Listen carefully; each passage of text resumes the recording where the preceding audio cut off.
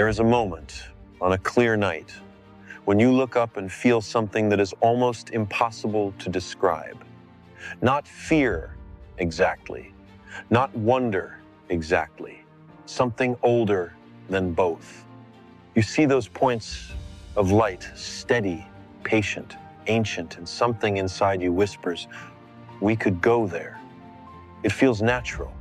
It feels somehow inevitable. After all, we looked at the ocean once and said the same thing. We looked at the sky and said the same thing. We are a species that crosses. We are a species that arrives. That is what we do. And so the question of interstellar travel does not feel, at first, like a question about physics. It feels like a question about courage, about will, about whether humanity is ready to take the next great step. We have walked on the moon. We have sent our machines past the edge of the solar system. We have pointed our telescopes at galaxies so distant that their light left before the Earth existed. Surely, the stars are simply the next destination. Surely, it is only a matter of time, of engineering, of ambition. This is the most human thought I know. It is also, I must tell you, a thought that breaks the moment you look at the actual numbers. Not because the dream is wrong, but because the universe does not care about our sense of scale. It built itself on dimensions we were never evolved to feel. And when you finally sit with what those numbers mean, truly sit with them, something fundamental shifts. Not despair, something more interesting than despair. A reckoning. Let us begin with the nearest star. Alpha Centauri sits approximately 4.37 light years from Earth. That sounds almost manageable. Written as a sentence, 4.37. It has the rhythm of a distance you could plan around.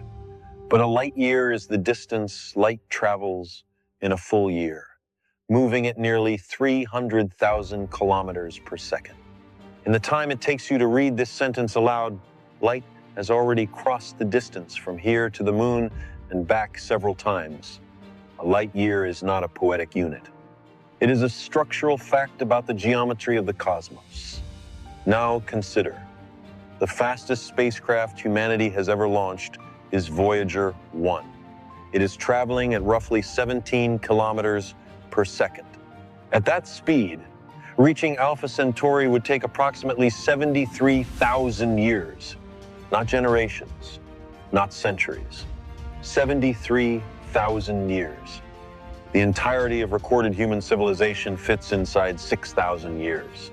We would need to sustain a mission, a culture, a purpose for 12 times that span. The math does not bend because we want it to. And Voyager 1 was not even aimed at Alpha Centauri. Here is where the problem deepens. Suppose we solved propulsion. Suppose through some extraordinary breakthrough nuclear pulse, laser sail, antimatter drive, we could accelerate a spacecraft to 1% the speed of light. That would be a staggering achievement. It would represent an energy expenditure many thousands of times greater than anything we have ever attempted. And at 1% the speed of light, the journey to our nearest stellar neighbor would still take 430 years. More than 4 centuries of continuous operation, navigation, and survival in the hardest vacuum imaginable. But we have not solved propulsion. Not at that scale, not even close. Increase the ambition. Imagine 10% the speed of light. The engineering required to reach that velocity. And then, crucially, to decelerate at the destination, which requires just as much energy as the acceleration would involve harnessing the output equivalent to all of human civilization's energy consumption for years, perhaps decades, poured into a single vessel.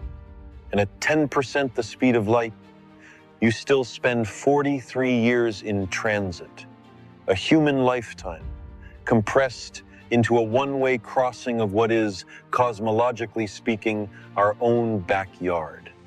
Now lift your eyes slightly. Kepler, 452b, candidate for an Earth-like world in a habitable zone, sits 1,400 light-years away. The Andromeda Galaxy, our nearest large galactic neighbor, lies at 2.537 million light-years. These are not poetic exaggerations. They are the actual geometry of a universe that had no obligation to be convenient for us. Even at an impossible 99% the speed of light, the crew of a ship bound for Andromeda would experience roughly 1.8 million years of elapsed time for those waiting at home. The Earth they left would be geologically unrecognizable upon any hypothetical return. This is not a failure of technology. This is the shape of space itself. But now I want to address a belief that I hear often, one that feels intelligent and optimistic, and that I want to take seriously before I disagree with it. The argument goes like this: we simply need patience. We need to think long-term. Civilizations last longer than we imagine, and given enough time, given enough ingenuity, the stars will open to us just as the continents opened to sailors who once thought the ocean was the end of the world. It is a beautiful argument, and it misunderstands the problem in a precise way. When European sailors crossed the Atlantic, the ocean was large, but it was made of water. It had a surface. It had wind. It obeyed dynamics that a wooden ship, human lungs, and stored provisions could survive and exploit. The interstellar medium is not a larger ocean. It is vacuum laced with radiation, micrometeorites moving at tens of kilometers per second, cosmic rays that penetrate matter at the cellular level, and distances so vast that any communication delay between ship and home base would stretch into years. The problem is not that we need better boats. The problem is that the medium itself is hostile in ways that have no terrestrial analogy. Every year in transit compounds the exposure. Every decade multiplies the material fatigue, the biological toll, the probability of cascading failure in systems that must run without servicing.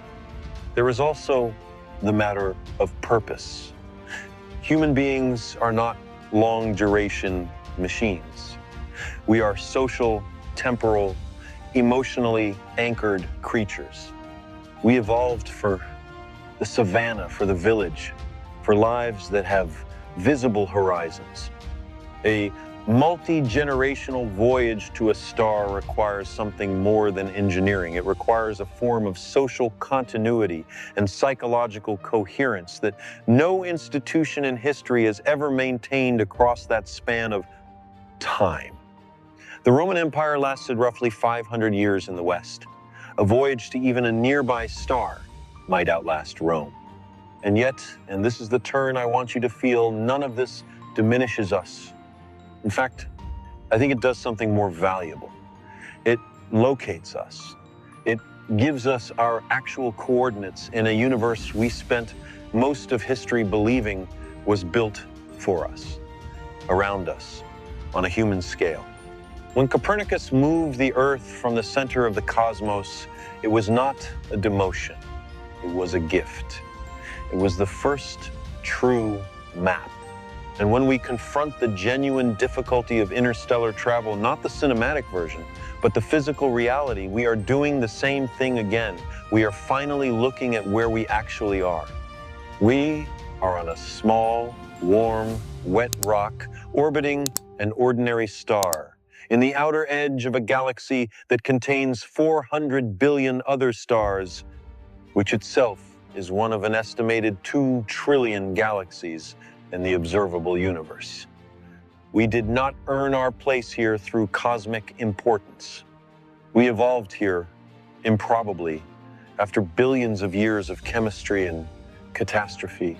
This planet is not a launching pad for a species destined to conquer the stars.